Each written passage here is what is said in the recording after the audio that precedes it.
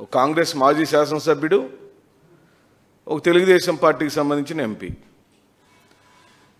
రాజస్థాన్కు సంబంధించిన మరో మాజీ ఎంపీ, ముగ్గురు కలిసి కొంతమంది ఫ్రెండ్స్తో కలిసి ఫామ్ హౌస్లో డ్రగ్స్ పార్టీ చేసుకుంటుంటే దొరికారు.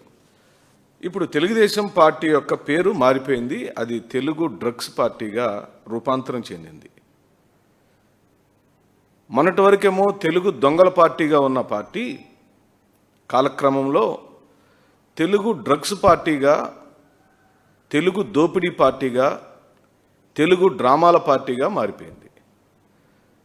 ఈ తెలుగు దొంగల party, Telugu drugs party, Telugu దోపిడీల చేసే పార్టీ, తెలుగు డ్రామాల పార్టీ అని మేము ఎందుకు దీనిని అభివర్ణిస్తున్నామంటే, తప్పులు చేస్తారు, అడ్డదిడ్డంగా దొరుకుతారు, ఏమాత్రం సిగ్గు లేకుండా, ప్రజలంటే భయం లేకుండా, అయితే ఏంటంట అన్నట్టు మాట్లాడతారు.